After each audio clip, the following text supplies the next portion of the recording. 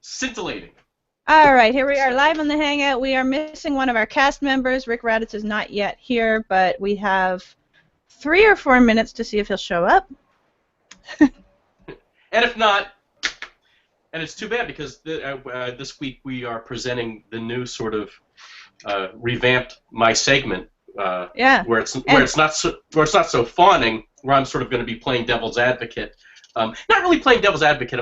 It's almost opposition research, where I'm gonna sort of present where the stumbling blocks, as I see them, are going to be in all stages of it, from sort of getting people on board with it until actually passing something and implementing it. Yeah, and I think that's valid. It's a valuable yeah addition. Yeah. They don't know who you are though, because we don't have a lower third for you. So what? My lower third? I did. I don't know. It dropped. My lower third's on. Okay, turn it off and then on again. It did the same thing to me. It dropped it. So. Nope. Off on. Okay. Change the color. No. Keep it blue. I should have it purple. I have it purple. You know why? Because it's the mix of the blue and the red. That's what. Yes, exactly. Not only that, it's also my favorite color. But yeah, that's what I was thinking. Mix of the blue and the red. Yep. It's a what do you call it? Hey Doug, try me on Skype again. Well, it's a very significant color, actually. It is. Yeah. Why is Rick all blue today? Give me a second. He's one of the blue meanies. He's part of the Blue Man Group. He's the Yellow Submarine. He's a Smurf. All right, Rick doesn't have a lower third, and Jay doesn't have a lower third. Yeah, it's not working. There's a way.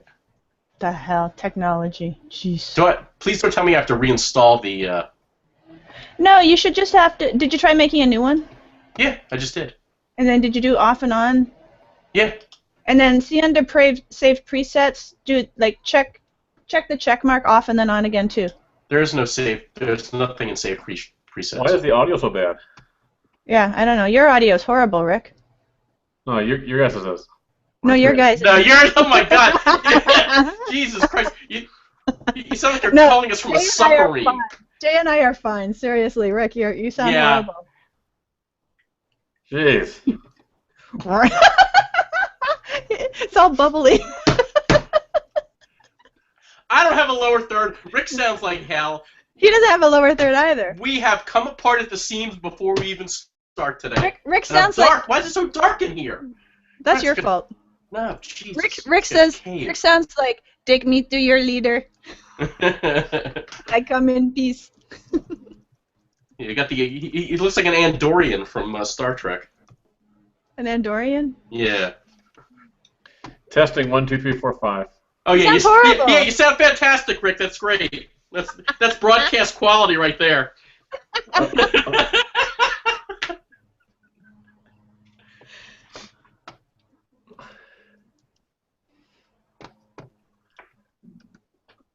I can't go to tools because I'm on Windows fucking 8. There's still tools on Skype. There's still. Okay. What you should do, Rick, is get off of Windows fucking 8 and just upgrade to the new patch of just Windows 8. Because that expletive in there is really was a bad move on their part. Yes, I agree. It didn't work out well for them. I have Windows 8 behind me. It seems to be working fine. So. Yeah, because you're not using it. But, it's great. It's beautiful. No, Doug, but it works for what just told me on the phone. It works for what I use it for. Which is very little. I mean, the laptop's dedicated to video editing, and that's about it. I'm really upset that my lower third's not working. Yeah. Create a new one and then save it as a preset, and then click the preset off and on with the check mark.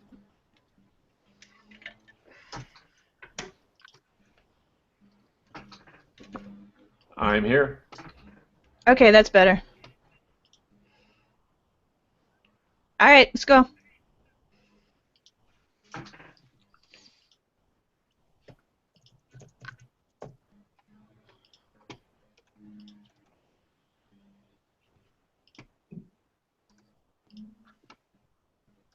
Thanks.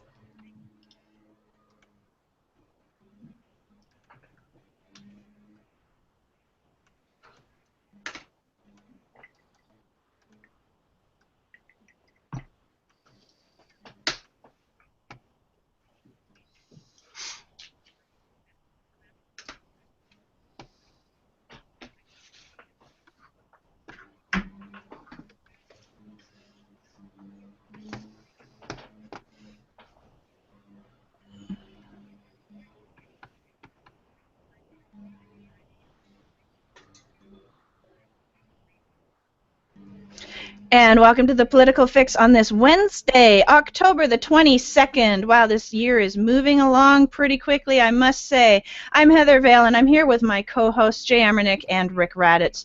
Jay's a strategic planner who helps his clients create and implement plans, goals, tactics, and benchmarks, and he also serves as the bridge in Nevada for Israeli companies who want to expand their business in the U.S. He also has a development lab that creates smartphone apps and other inventions.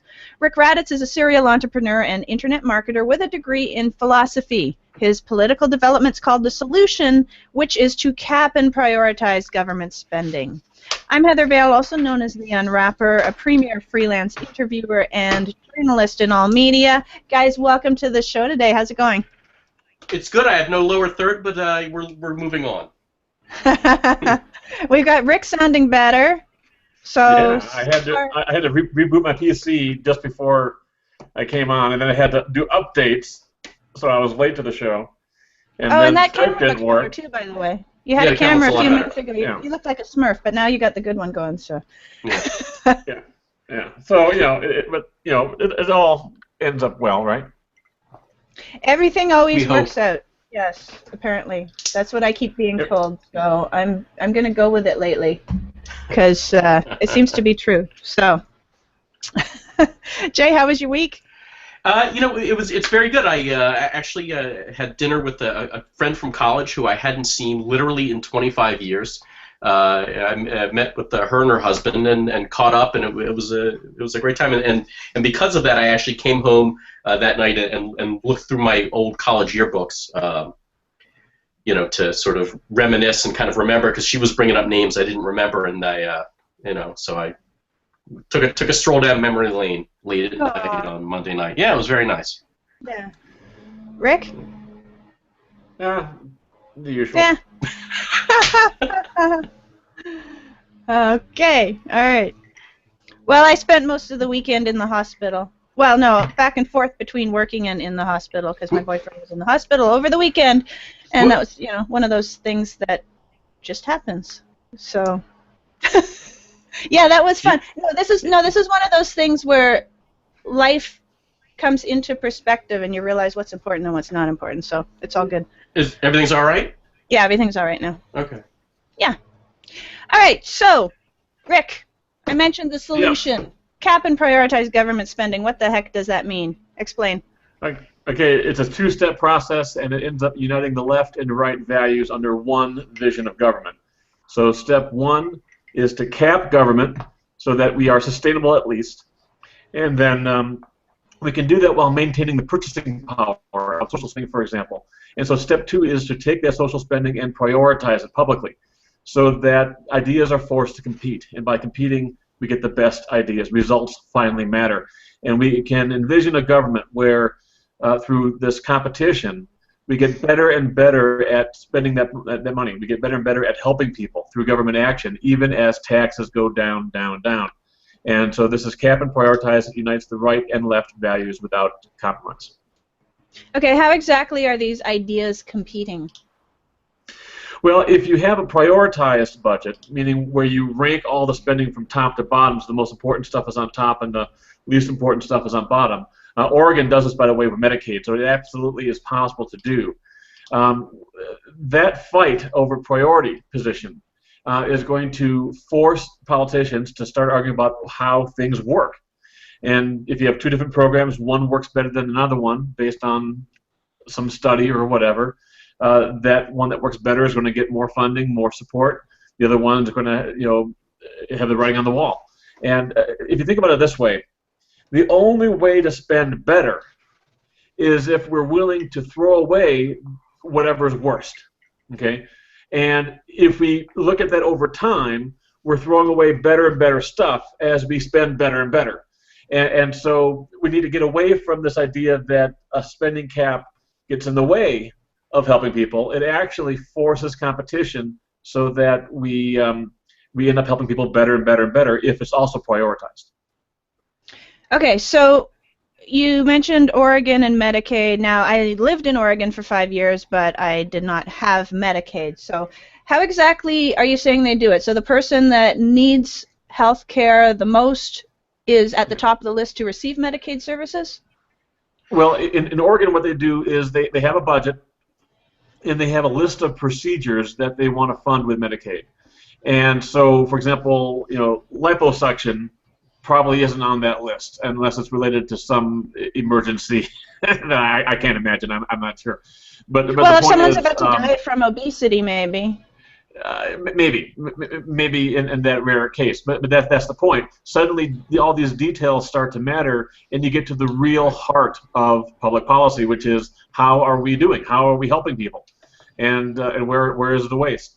And what I know from being a business owner is that if you're not measuring your efforts, then everything you're doing is a waste, because you have to have different ideas and then test them. You don't know how good they are until you test them. And government right now is about politics. It's about power. It's not about results. And the only way to make it about results is to have this transparent competition. So what Oregon does is kind of like a first proof of concept. It's not done as well as I would like it, because they're prioritizing procedures, not dollars. I think it would be much more efficient. We could help more people more efficiently if we let healthcare companies compete in the open marketplace, including insurance companies. Let capitalism do what it does best: make things better, faster, cheaper, stronger. And then in parallel, we still have all the money in government. Take that same money and let's prioritize the use of the money. Let's we end up with more of a voucher system where we're going to help certain types of people for certain lengths of time, depending on conditions, and we're going to get better and better at fine-tuning who we're helping and how long and why. And that's going to benefit from all the advantages that capitalism has with competition in the private sector. Now we also have this new public sector competition. We're actually economizing public resources. Okay. Rick, or Jay, are you are you renovating your office over there or something? All I hear is bang, bang, shuffle, shuffle, bang, bang, bang. Really? Oh, I'm sorry. Yeah. I was adjusting. It sounded like you were renovating the whole thing. So, what are your thoughts on what Rick just said? Yeah, I mean, it's actually it's going to be a real sea change for the way politics works now, because the way government works now is that, and this is actually going to tie in just a little bit to my inside perspective today, that competition ends with the campaign. Once someone's elected, they're done with competition. That's the problem.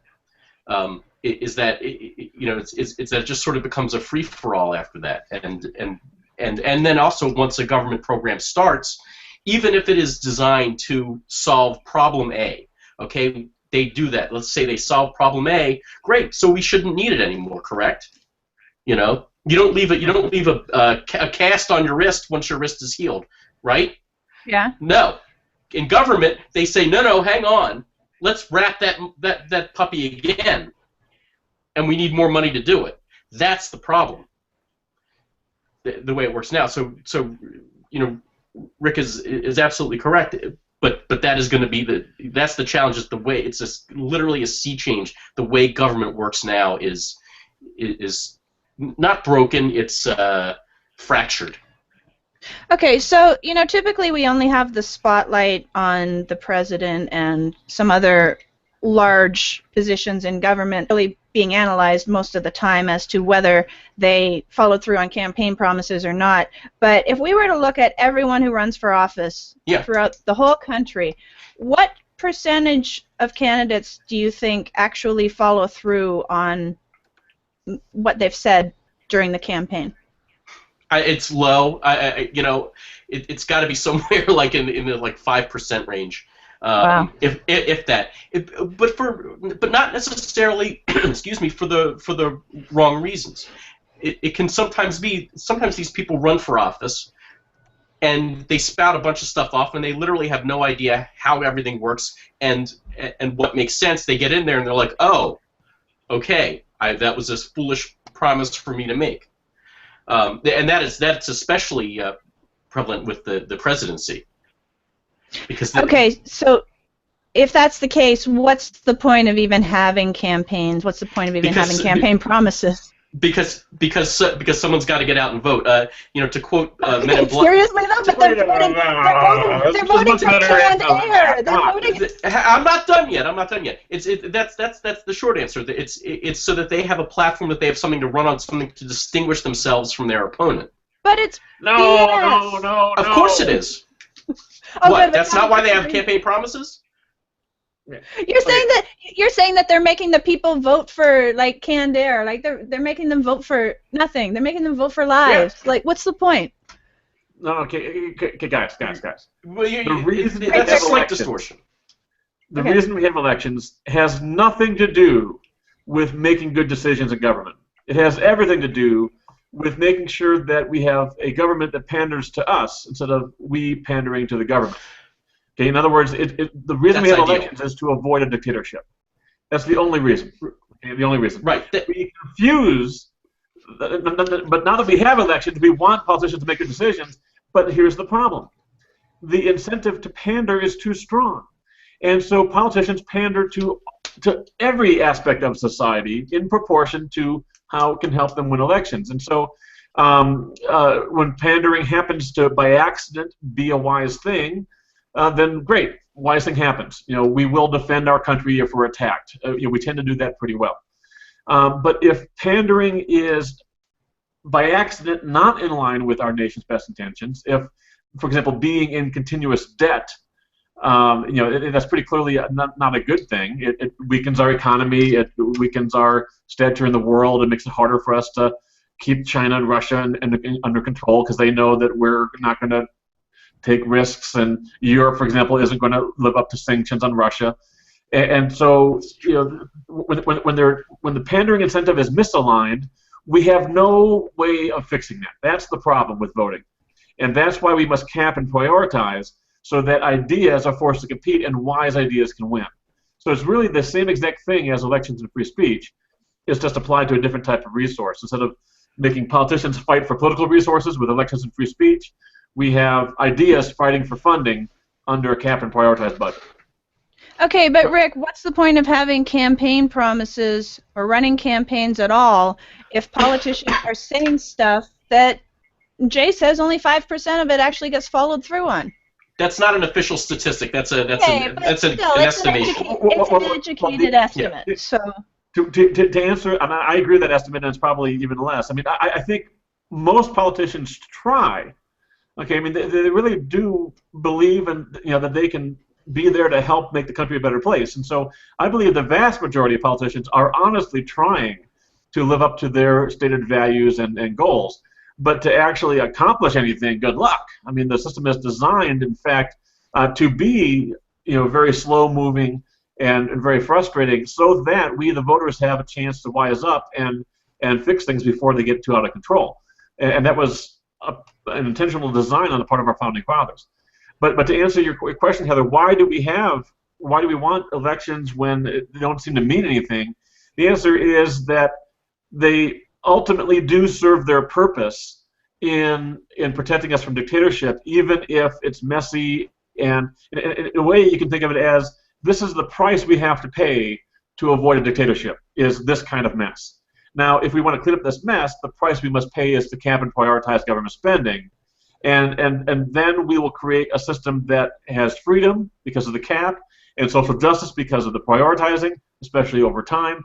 And then we can imagine another price to pay, which is when all of humanity adopts this, and we're all letting capitalism do its thing, and we're spreading the wealth, or I should say opportunity, effectively through cap and prioritize, then we're going to run into another problem, which is we as a species are going to be dramatically overusing our resources, and we won't be sustainable for that reason. So then we'll have to pay another price, which is to cap and trade the Earth's resources to protect the future. So it's all the same question, all the same problem. It's just new ways of experiencing it. As we solve one problem, another problem pops up. We solve that problem, another problem pops up. But notice that we are arguing about lesser and lesser problems over time. We're not talking about slavery now in the context of actual slaves. We're just kind of slaves to the government in its inefficiency. So we're getting better. It's just going to take a little while. Okay, cool. All right, so on that note, we're going to take a little break, and we'll be right back with you with the top story. We'll be back in a few minutes on the Political Fix.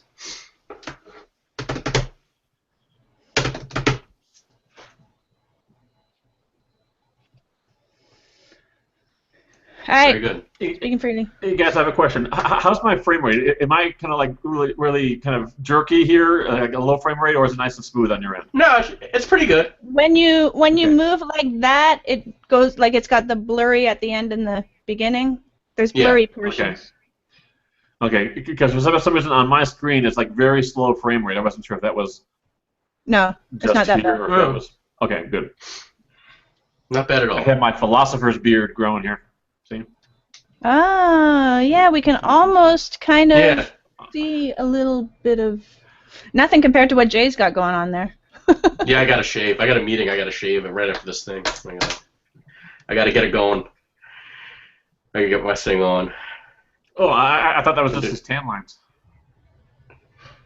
Yeah, my tan lines are not visible. Thank God. It only took a month or two. Okay, Doug, let's go back to the show.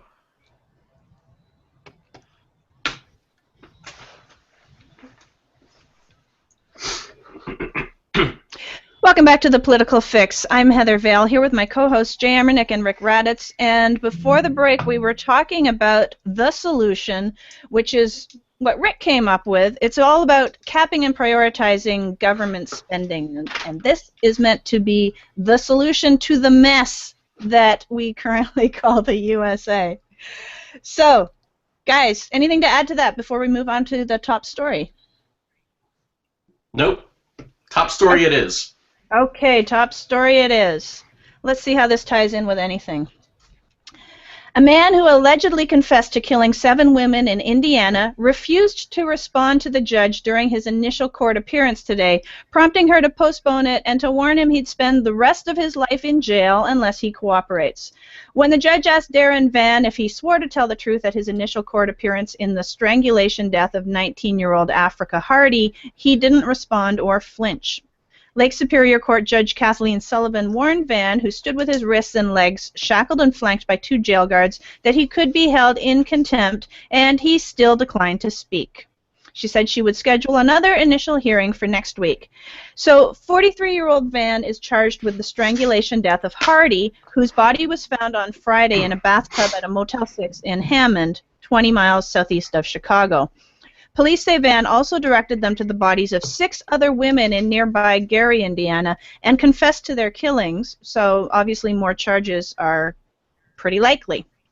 Investigators in Indiana and Texas, where he has also lived and served time in prison, have been poring over cold case files and missing person reports to determine if there might be some more victims. With hindsight, there were signs years ago of his increasing violence against women. Indiana court records from 2004 describe him grabbing a woman in a chokehold, dousing her with gasoline, and threatening to set her on fire. He was sentenced to a year in prison for that one. And then in 2009, he was convicted in Texas of raping a woman. She told police that when she went to his apartment in Austin, he knocked her down and began to strangle her, hit her several times in the face, and said he could kill her. He served time in prison until last year when he was released and moved back to Indiana. In both of those cases, the charges against Vann were reduced as part of plea bargains, and Texas officials deemed him a low risk for violence. Okay. He registered as a sex offender in Indiana, and police made a routine check in September that he lived at the address he provided. Now, family and friends of the victim said the police should have known that Vann was a threat and taken reports of women disappearing a lot more seriously. That is our top story. Thoughts on it, Jay? Well, obviously the first is it's horrible. I mean, to get murdered obviously is that I can't just wrap my head around. But this is a serial killer, apparently. Yeah, an accused serial killer, an alleged serial killer. Alleged, yeah. But I mean, he can. So. Well, we can say whatever we want here. We're not in the court of law. Okay. We can say he did it if we want. The thing that sort of struck me was the judge saying you'll spend the rest of your life in jail if you don't answer me. I understand being convicted on the murder charges, but for her to threaten him with life in jail or prison, was it jail or prison? Did she say? I can't remember. She said jail, but technically, if it's more than a year, it's prison. Right. For contempt of court. That's a little horrifying. I'm not. Again, the judicial branch is the one that I know the least about because my wheelhouse was executive and legislative. But I believe your Miranda rights extend into your trial, and you still have the right to remain silent. That is possible. There was a bunch of dialogue that I cut out. I meshed together two stories here. There was a bunch of dialogue in between that explained it a little more, but it doesn't really read well. It's more for print. But she said that if he refused to take part in the hearing, and then she tried to get his attorney involved, and he couldn't get any kind of response from the guy either. Okay. She said that if they can't have the hearing, he has to wait in jail until they have the hearing, even if that takes his whole life. However, if you're right that he doesn't have to say anything, his attorney should have been saying more, and him not saying anything. It's not just that the defendant is actually under no obligation to present a case at all, as a matter of fact. So, interesting. Yeah, they usually do, but they are under no obligation.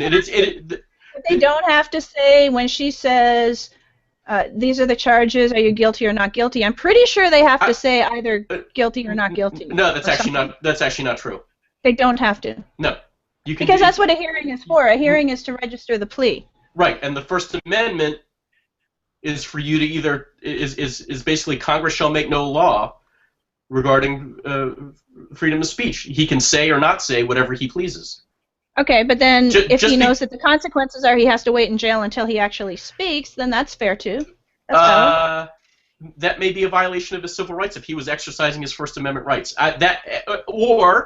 Or his Fifth Amendment rights. I don't know. To me, I'm the judicial system's a tricky one because they do a couple things in my mind that come dangerously close to violating civil liberties. Well, to me, the worst part of this is that they allowed him to have plea bargains and then said he wasn't going to be violent again, or his risk of being violent was low.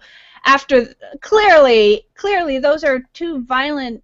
I mean, that's a violent rape and a violent threat with the gasoline.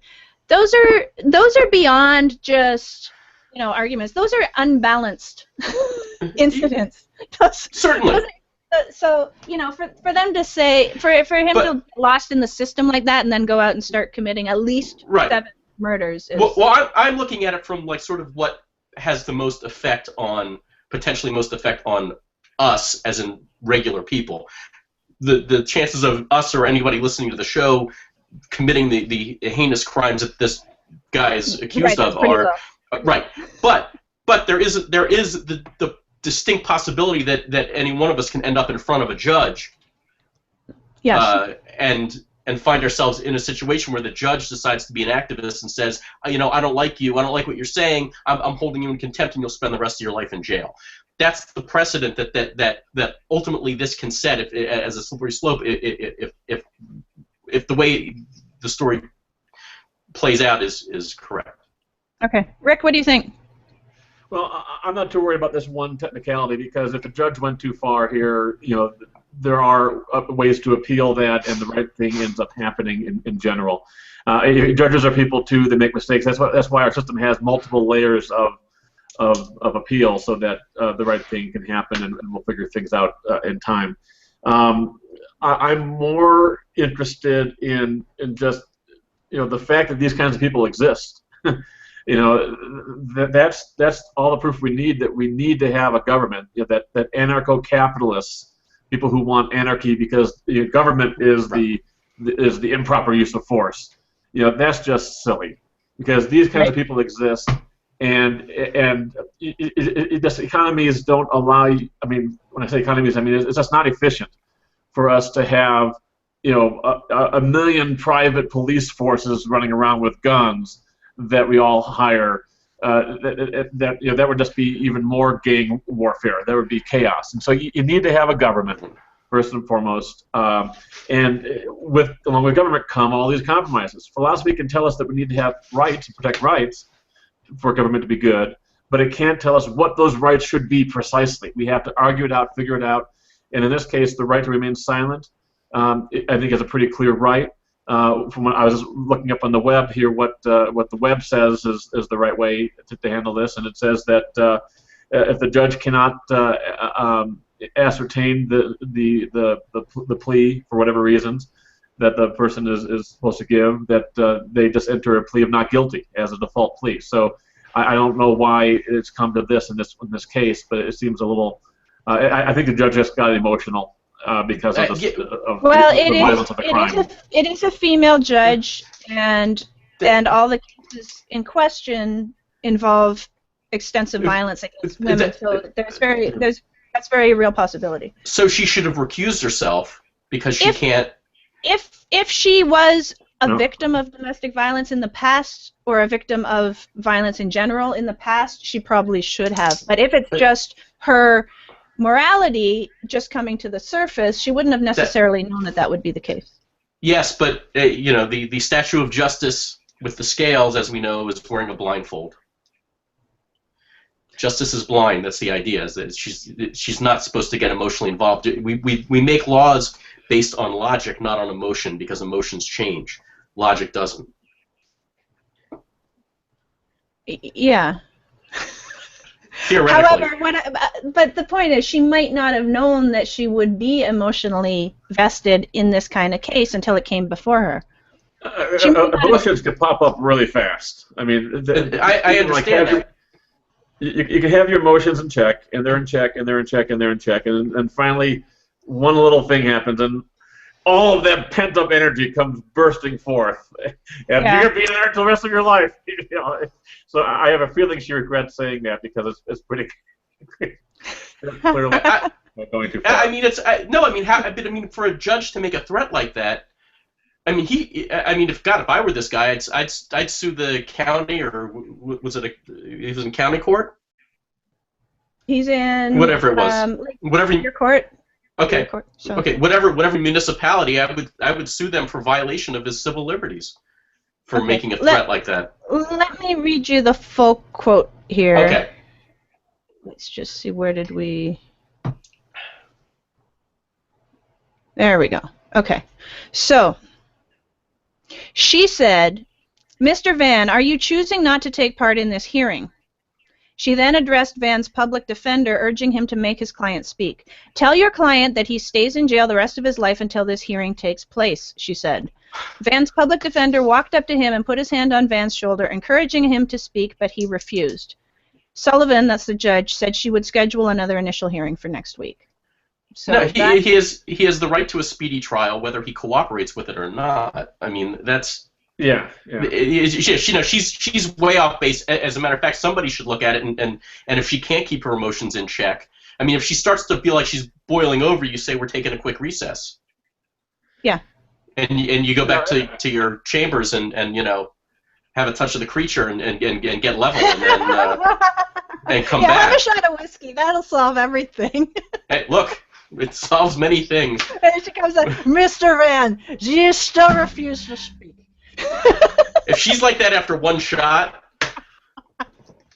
but something, okay. Just a cool down or something, because. Okay. Let's broaden this topic a bit. Okay. Because injustice in the case of one judge going too far in one thing, like I said, the appellate courts handled this kind of situation brilliantly. The true injustice that's done all the time is where the judge has these biases or whatever. I mean, everyone has their own point of view that they're coming from, liberal or conservative or whatever, and they don't make them so obvious usually. Okay, it's when they're obvious we can take care of it. Usually it's couched in academic language and legalistic language that is really hard to penetrate and parse. And you can just like statistics can argue any point. The same stats can argue any conclusion in the hands of the proper expert. The same is true, I think, with legal arguments which is why we have an adversarial court structure, because you can play this game so many different ways. And so my big concern is with all the biased judges who are pretending not to be biased and forcing the argument to be played out in this more complicated legalistic battlefield where it's harder to get the appeal, and then injustice is done. Okay. All right, we're going to take another quick break. We're going to come back with just wrapping up the top story, and then we'll go on to the new Inside Perspective with Jay Amernick in a few minutes.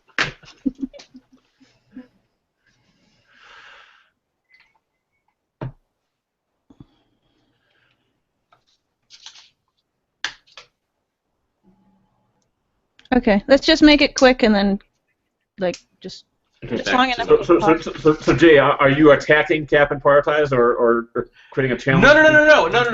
I'm not attacking it at all.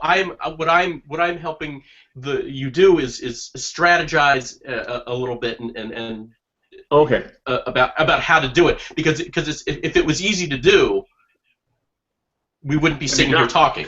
Yes, exactly. Yeah, so hopefully I can like shed a little light on what I see are some of the problems. Okay. Some of it is going to be very general in getting anything passed, and some of it is going to be not today, but just in overall, and some of it's going to be specific to Cap and Prioritize and the challenges that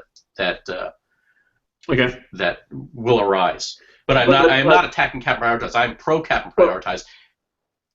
But do feel free to play devil's advocate though, whenever you want to, and then say, here is how it will be attacked. Yeah, that's good. Well, I do a little of that today, actually. Yeah. Okay, we can go back whenever, Doug. Doug? Yep. Cool. Woohoo!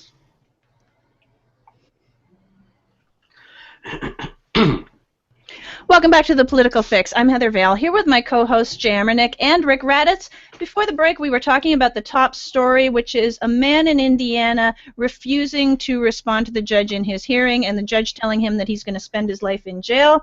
A lot of debate over what's going on in that case. To me, the biggest injustice, actually, is all the plea bargains. Like, seriously, like, sometimes plea bargains are way too light. But in general, Rick, can you just give us a commentary? How would Cap and Prioritize solve this kind of situation in the future? Well, this is the very last thing to be solved, or one of the last. See, you got to get the big picture right first, and that's to Cap and Prioritize government spending. But then you have to argue about what the cap is and how you prioritize, and do you divide the money to the states, and which money, and how, and is it all based on population, or is it based on perceived need by Congress? And so you start to get into all these questions, and then way down the line is where we get a more kind of philosophically compatible country, where now we can look at things like judges and the roles of judges and the laws governing judging, and say, hey, I think we can improve those laws. So in the meantime, a lot of injustice is going to be done. The plea bargaining is a great example, because there's reasons to do it, there's reasons not to do it. There's an argument that mandatory punishments now are so severe that the plea bargaining becomes kind of a too easy way to get a person convicted, essentially, because of the threat of these mandatory sentences. So there's a lot of great issues to discuss there, but we're not going to really solve those problems until we solve some of these more fundamental big picture problems. Okay, yeah, that totally makes sense. All right, so today we've got a slightly revamped version of Jay's regular segment, Inside Perspective. Jay has experience working within government configurations, so we call him the insider on this show. Yeah. What's the word I'm looking for there? Anyway. Parameters. Parameters. No, it's not confines, it's parameters. Okay. Confines. Yeah. All right. Anyway, we consider him our insider. Rich Nevada for government configuration issues. All right, take it away with the Inside Perspective, Jim. Yeah, so the revamp version is because what had happened was, just a real quick recap, is that as the show progressed, the sort of inside and outside perspective became closer and closer, and there was very little disagreement. So what was decided was I disagree. I disagree. The inside and outside perspectives did not come closer together. the inside perspective moved to my position, the outside perspective. Oh, right. Very different. Yeah, that's what he Very meant. different. That's what he meant. Yeah, whatever. Okay. Anyway, so what I'm going to do is present what I see are going to be some stumbling blocks, some challenges as we move forward trying to implement cap and prioritize, and it's going to be everything from sort of the legislation itself to how we get people on board, both political figures as well as the public. So I was thinking about it. And I was toying with a couple different concepts today for today's show, and what came to mind is I've been seeing a lot of political ads lately because, hey, it's that time of year, and what you see are a lot of distortions. So one candidate's running, they want to distort their opponent's record, and I think there will be a great deal of that when you have, for instance, somebody running for Senate, let's say, and their opponent is opposed to cap and prioritize for whatever reason. They're on the far right, they're on the far left, whatever. The senator who is already in office is on board with cap and prioritize, is a proponent of it, is a leader on the issue. They will then run against it, and it is very easy for something like cap and prioritize because its implementation and the contours of how it works are actually very nuanced and very sophisticated. And when you're looking for a soundbite, it is very easy to distort and to get public opinion against you and to make it sound wacky and crazy. So that's going to be that's going to be a challenge right there. A great example was I see a lot of memes and posters or whatever you want to call them up saying that every Republican voted against equal pay for women. Okay, they voted against this bill, equal pay for women. Okay, that is true. They did all vote against it, but they did not vote against equal pay for women. What they voted against was a very flawed and ineffective piece of legislation, and it really is. It actually, the only things that it does are already laws, and it wouldn't solve the problem or really address the problem, but it was a feel-good piece of legislation that is being used against the Republicans who were incumbents who ran against it. And by the way, the Republicans play the same game with the Democrats as well. I'm not picking on the Democrats here. So that is going to be the challenge. There's also a lot of it here in Nevada. We have what's it's called the margin tax. Which is the Martian tax? Margin tax, for God's sakes. The Martian tax is something else. Well, 'cause that's an Area 51. I know, everyone's a comedian.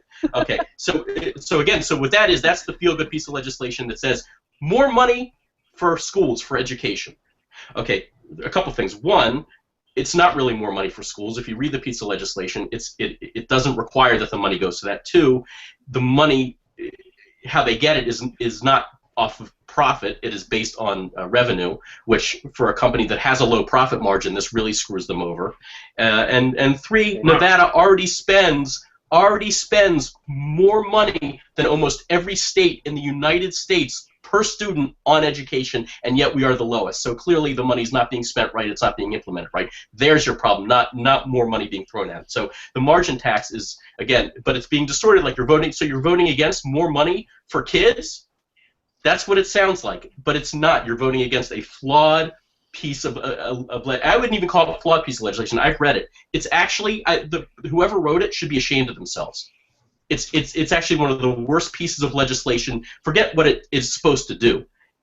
As far as just how it's structured and what it's supposed to do and what it actually does, I've never seen something so far from its goal.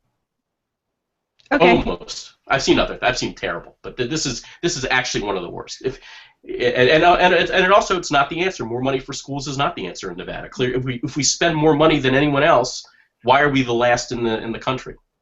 It's not being spent right. Okay, Rick, thoughts? All right. I agree that this is going to be an issue that cap and prioritize faces. The good news is that the and prioritize part of cap and prioritize is actually exactly what is needed to diffuse this issue. You see, if I was going to promote a cap alone, limited government, kind of like the right does right now, then yes, I am setting myself up for all kinds of attacks. Commercials where I'm throwing grandma over the cliff and so on. But by saying cap and prioritize, we have a built-in message to defend against these kinds of accusations, although it's still going to come up, clearly. And so, for example, we can say, look, I'm not pushing all the grandmas over the cliff, just the ones that are rich. And the rich grandmas have parachutes and dip packs and rocket ships. So it's we're going to, by prioritizing, we're going to make sure that government money is going to the people who need it most for the time duration that will help them the most, because we know that cutting a person off is part of helping them. Anybody who has a friend or relative who's an alcoholic or a drug addict knows that you can enable a person by giving them too much help sometimes, and so you have to draw that line someplace. And so we can start to say how, as a whole, cap and prioritize is not just a cap. It's a cap modified by this idea that the money we do have is going to go to the people that need help most. And it won't be perfect. It won't be perfect, but it'll constantly improve. And that's a really important message. So I think those two ideas combined, that we're helping people who need help most and we're constantly improving our ability to do so, really will go a long way towards diffusing this kind of attack. Okay, so the challenge with that is you are correct in a perfect world, but to quote Men in Black, a person is smart, people are stupid. Okay, Paul Ryan tried close to what you just said after the famed pushing the old lady over in the cliff, mm-hmm. and what resonated was because what you said again is nuanced and sophisticated and requires people to sort of think and analyze language, but a young Republican in a suit shoving an old lady off a cliff when he's talking about revamping Medicare, that was what resonated, and that's because the AARP went lockstep with what the then Obama administration said, and didn't even look at what Paul Ryan said. They were just on board. Yep. So I hear you. In this issue, clearly the political left has the easier tactical advantage, I guess, in terms of rhetoric. Yeah. But notice also that Paul Ryan, none of his plans have had the and prioritize concept right up there in the name of the plan. No, of course not. It's always buried in paragraph 4. Okay. Right. Well, okay. So right. Well, Paul Ryan's both a good and bad example. One, he's very smart and very thoughtful when it comes to legislation. On the other hand, he is so incredibly wonky that when he starts talking, it's the teacher from Charlie Brown. For most people who don't understand it, because it's like, well, you've lost me.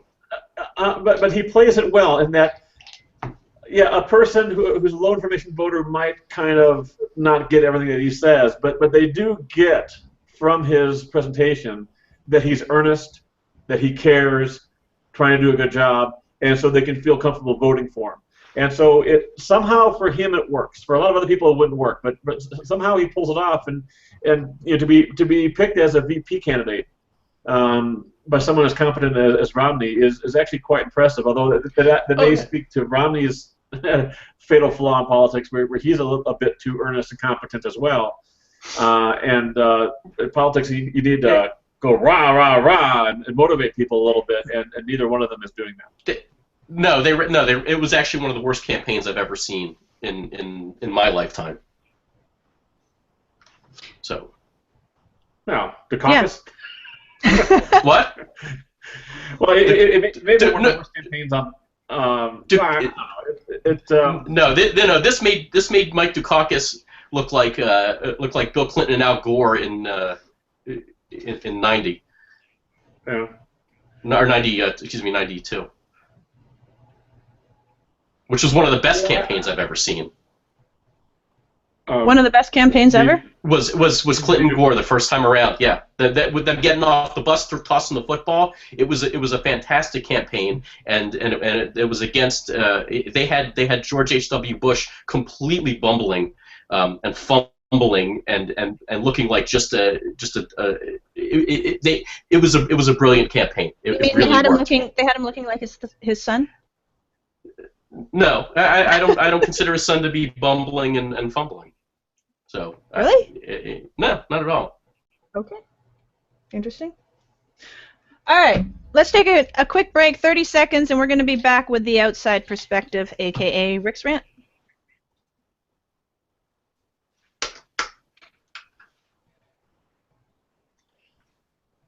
You don't think George W. Bush was a bumbler? No. No, not at all. Look, everyone has fumbles. You know, again, he ran a fantastic campaign too the first time around. He took him and Dick Cheney, okay, and ran against Al Gore, who was coming off of 8 years of one of the most popular presidencies in recent U.S. history, and basically Al Gore should have mopped up the floor with him, and didn't. So he actually ran a very effective campaign. I don't think it's about the campaign. Well, that was about the campaign. I'm going to agree with the inside perspective on this one because Al Gore also fits into that kind of the competent, earnest guy. And, okay, we're on break. Though. Do you guys want to save the? Is this something you want? Don't worry. I'm going to rant on this. It's okay. Don't worry. And it's a little juice for the people who are sticking with us on the Hangout. A little something special. A little something extra. Yeah. Okay. Which saves me from having to show my tan lines.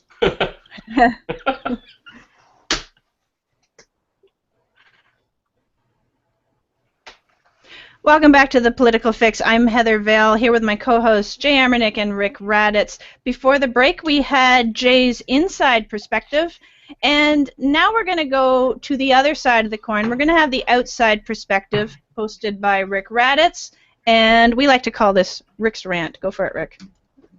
Rawr, here we go, Rick's Rant. Today I'm going to rant against people like Heather, who think George W. Bush is a bumbler, is a rambler, is not smart, etc.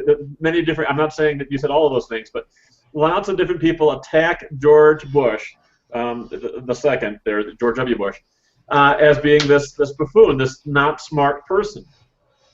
Give me a break. He was president of the United States twice. Okay. That doesn't really mean. No. How smart do you have to be to navigate those waters? And get to that and do it twice. Okay. Now, if I'm a pretty smart person, but if you put me, for example, in as the CEO of Boeing, okay, making airplanes, negotiating international contracts and such, Boeing stock would fall to zero instantly if the board stuck behind me, and they'd be right, and the marketplace would be right to do so.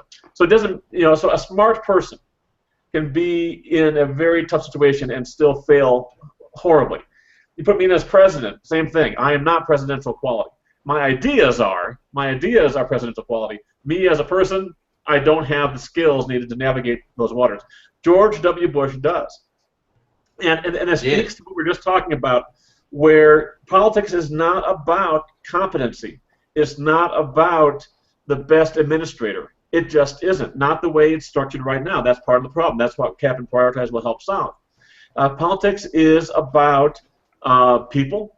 It's about simple messages. It's about trust in the person's integrity and their philosophy, their general approach to a problem.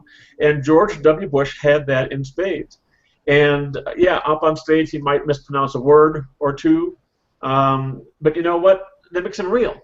And the way he handles it with some confidence, he makes fun of it. Okay, that endears him to some people, not the other side. The other side hates that because they can't even attack him, or their attacks don't work, and so they get even more frustrated. But anybody who makes it to that level of politics is smart, and that's my rant. Okay, let's do a little bit of political history here. What is the longest that any one party, either Democrats or Republicans, have held office between presidencies? Oh, God. We've got multiple examples of 2 terms with one president, but what is the longest that the actual party has held the office? Yes. Probably. Okay, FDR, but who was before and after? Same party or different party? Same party after. Yeah, because it was Truman after, because he died in office. Before was Herbert Hoover. So, and before Hoover was Calvin Coolidge, right? And before Calvin Coolidge was Woodrow Wilson, who was a Democrat. And also during that era, the left dominated Congress for many decades. Right. So are you saying that they were all Democrats? Who? Well, but also the parties were different. No, Hoover and Coolidge were Republicans. Right, so it went back and forth. So what's the longest that one party has held? I think it might have to have been from FDR to Truman. Yeah. And that sounds about right. Truman was Truman only... Truman won a second term. Okay. That's the famed Dewey defeat. That would have been like, what, 10 years? 12 years? No. FDR was president from 1933, right, till 45. Is that right? Am I? And Truman was president from 45 till God, I want to say 50. Okay, so that's... Heather, why do you ask? Because it seems to me like human nature is to go back and forth between two options. And from what I've observed, it doesn't just happen here. The same thing happens in Canada. And you'll have one party that will be in for a period of time, 5 years, 10 years, 15 years, 20 years maybe, and then the pendulum swings the other way and the votes go the other way and the other side gets in. And then after a time of that, pendulum swings back. So in a system where you've only got two parties running, there's essentially two options. I mean, yes, there are other options, but they really don't. They're not in the competition. They're not in the horse race. So if someone, even if Clinton had a popular 8-year run, he made enough mistakes that would be enough to swing the vote of the majority of people to the other side. It's what happens in human nature on a regular basis. So I'm saying that that's a major part of the factor, not just George W. Bush himself and not just his campaign, that those are minute factors, and whoever was running as the Republican candidate at that point probably would have gotten in. That's what I'm saying. No, there were actually other there were other factors that hurt the Democrats, and one of them was Bill Bradley stayed in the race way too long. Right, other things that hurt the Democrats. So regardless of who were the Republicans at that time, anyone in George W. Bush's position at that time probably would have been elected because he was Republican. No, I don't think so, because one, it was actually a very, very close race, and two, it was you had a lot of Republicans who were voting for Bill Clinton, because he was so good at managing the economy. Wasn't that the election where there was a lot of controversy over whether the votes actually got counted correctly? Yeah, and several universities have taken the ballots, done studies, and George Bush won. That's a dead argument. The only people still arguing that are a bunch of conspiracy theorists who think that the election was bought and paid for. It's pure nonsense. They've looked at it. They looked at the pregnant Chads, the hanging Chad, the dangling Chads. Okay, the Chads who didn't know where they were. We live in Vegas. We know Chad that. Everett. We know that even though the odds are in the favor of the House, generally things work out approximately 50-50 with a little bit. I mean, the House builds in some stuff. Yeah, they're big. If you flip a coin 100 times, you're going to end up with approximately 50 heads and 50 tails. That's correct, yes. And I'm saying the same thing happens in politics. When you've got two parties, it's going to even out to a 50-50 equation. But there's one very, very, very important trend that kind of overrides that.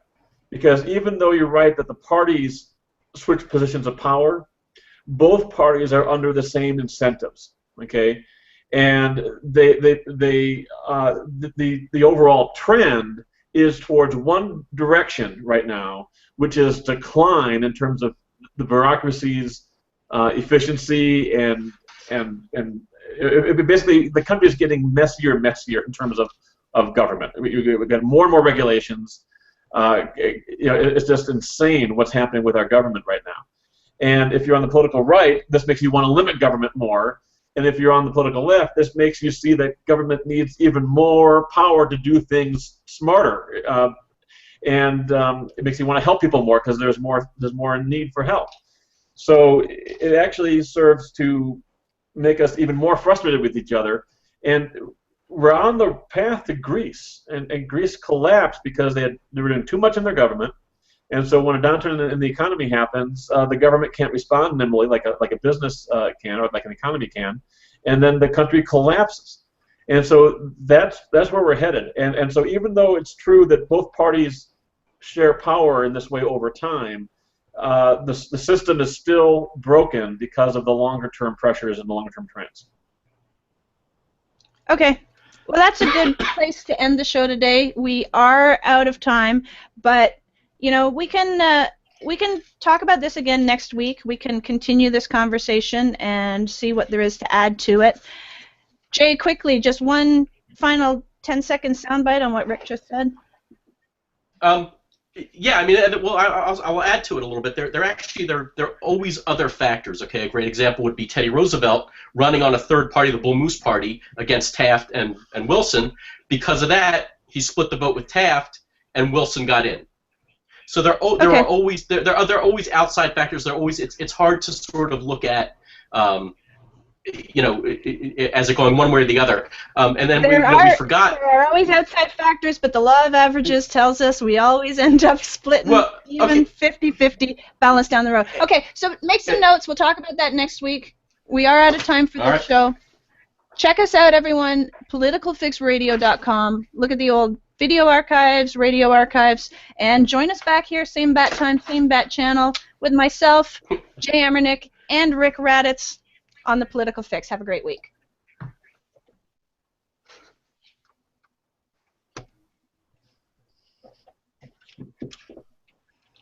Yay! We're done. Thank you, Doug.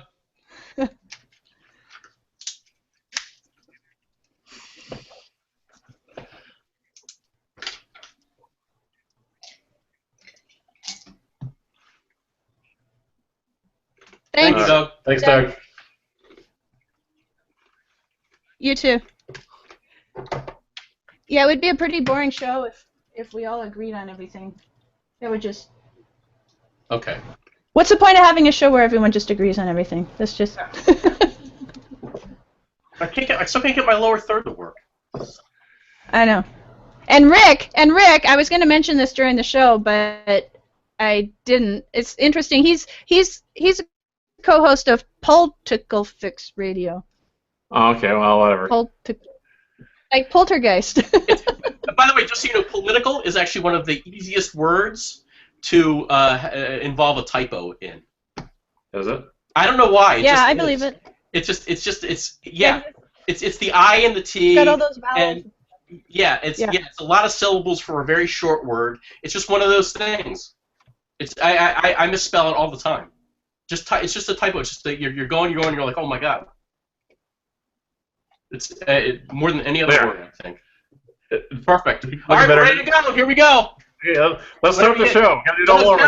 Doug, count us in. Rick's ready to go. Okay. All right. All right. Yeah. That's week. Anytime you're ready, CB. Okay. All right. All right. Okay. All right. So. We set up the hangout. Are we shutting off the hangout? Unless they want to, we're leaving, so they'll see dead air. Bye. Bye, hangout people. Catch you. Bye, hangout people.